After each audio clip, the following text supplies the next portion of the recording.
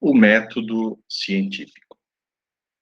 Leonardo da Vinci, precursor da ciência moderna, não pôde estudar. Isso porque era um filho ilegítimo e tinha aprendido sozinho a ler e a escrever. Entretanto, isso que podia parecer um limite para os seus colegas, foi na realidade a sua sorte, porque não lhe tendo sido inculcadas as ideias pela escola da época, que eram consideradas por todos verdades irrefutáveis, como aquelas de Aristóteles, Leonardo cresceu livre para fazer para si mesmo uma ideia do mundo. Ele se definia como um discípulo da experiência. Dizia que cada discurso, cada ideia, teoria que não passa pela experiência é vazia, porque não nasce de um conhecimento direto das coisas e não pode trazer nenhuma utilidade ao homem e ao seu progresso. Dizia ele, escape daqueles preceitos dos teóricos que não confirmam as suas ideias com a experiência. Ele chamava estes teóricos de malucos, loquazes, de repetidores como papagaios das coisas que liam nos livros ou que se ouviam dizer por alguma autoridade. Quando se pôs a estudar o modo com o qual a água circula na Terra, simpatizou muito com as ideias de um pensador chamado Vitrúvio, o arquiteto da época romana. Segundo Vitrúvio, a água circulava na Terra como o sangue circula no homem. E os rios são como as artérias do planeta. É uma belíssima imagem, né? É um belo modo de olhar as coisas. Só que Leonardo não se contentava com a beleza das coisas, ele queria entender se isso era verdade. E como fazia para descobrir isso? Começava fazendo-se muitas perguntas e depois ia até a realidade para ver como eram as coisas.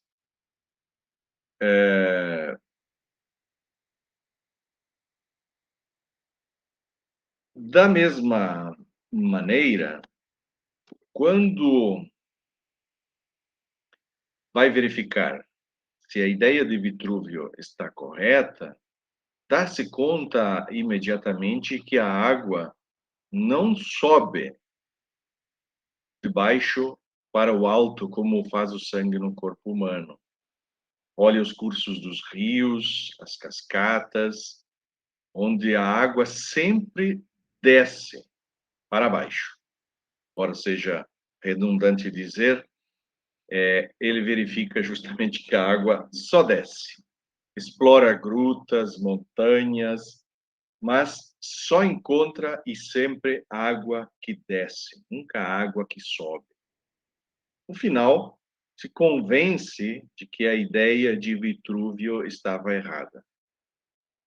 E só então chega a entender que a água não corre de baixo para cima, como um rio, mas o faz simplesmente através da evaporação da água de superfície, dos lagos, dos mares, que sobem ao céu formando as nuvens e depois descem novamente à terra sob forma de chuva.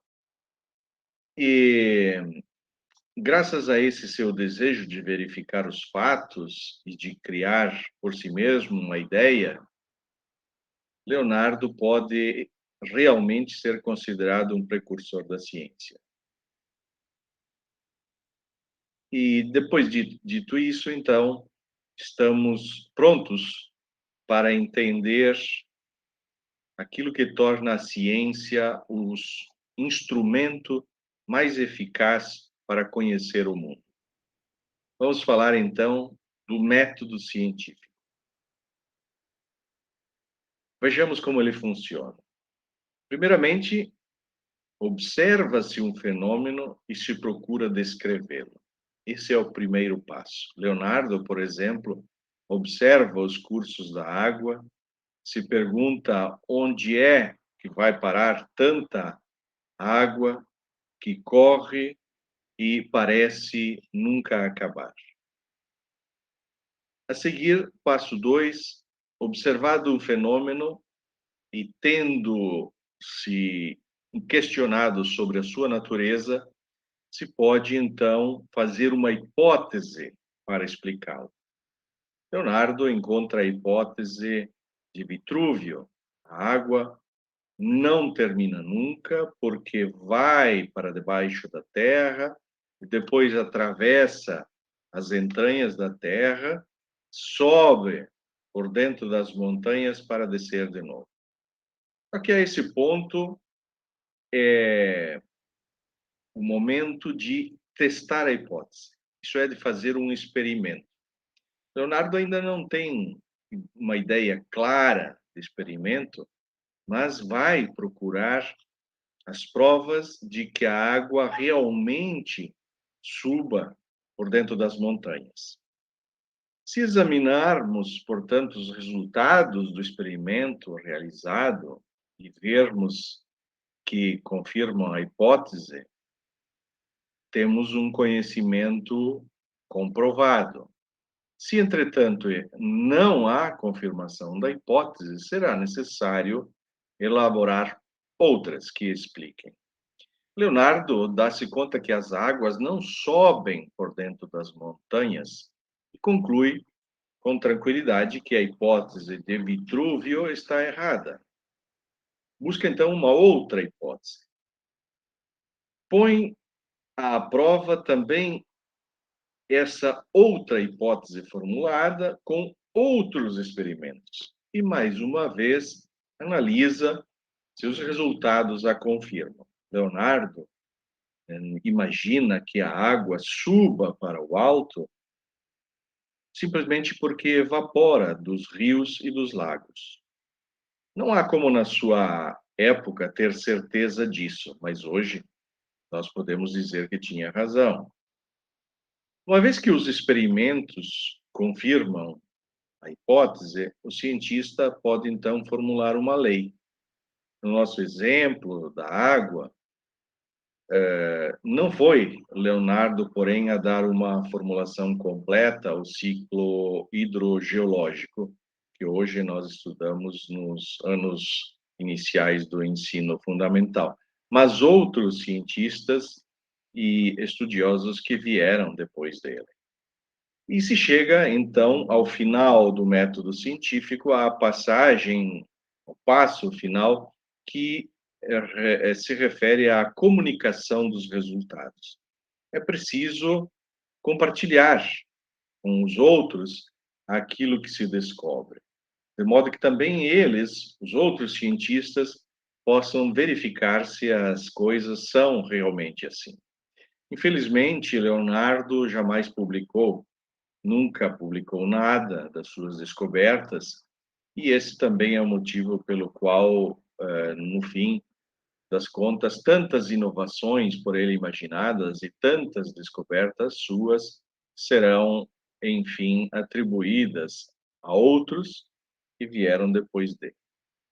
Bom, vamos recapitular, portanto, as passagens do método científico, os passos do método científico.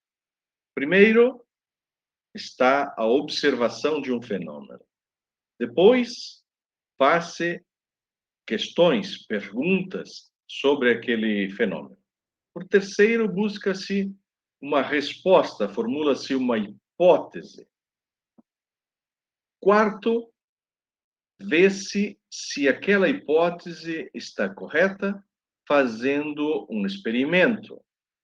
Experimento que, por sua vez, pode dar dois resultados. E aí temos o quinto passo. Ou não obtemos um resultado positivo e então descobrimos que a hipótese estava errada e recomeçamos do início, ou então descobrimos que a hipótese está correta. O sexto passo consiste em extrair conclusões e formular uma lei científica. E, por fim, o sétimo passo, se nós continuarmos estudando as hipóteses ligadas àquele fenômeno e descobrirmos que são verdadeiras, então chegamos a formular uma teoria, isto é, uma série de princípios gerais capazes de explicar correta e detalhadamente aquilo que se observou. E publicamos finalmente os resultados com a descrição do método empregado para que outros cientistas da comunidade científica possam repetir o experimento. Atenção, porém, que uma vez confirmada uma hipótese, formulada uma lei ou uma teoria, não está concluído que estas leis e teorias serão válidas para sempre. Significa que naquele momento em que se formula uma teoria, ela explica melhor do que qualquer outra os fenômenos que se observou. Mas com o passar do tempo e a chegada de novas descobertas,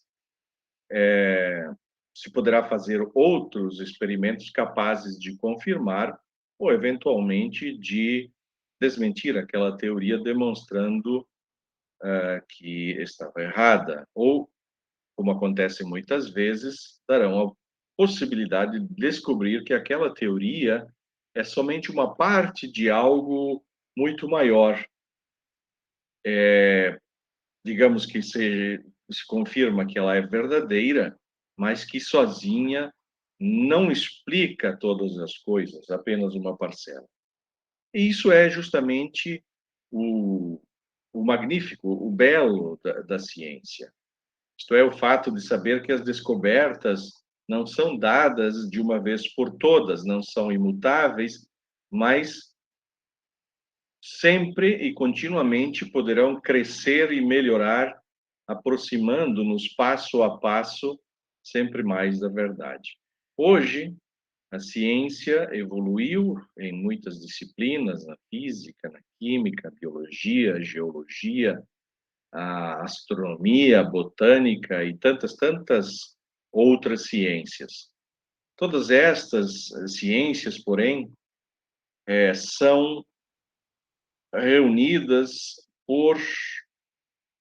pelo fato de que os resultados são observáveis, verificáveis e repetíveis por qualquer cientista. Mas o que significa propriamente isso? E o que é que nós entendemos por repetibilidade? É o que veremos na sequência.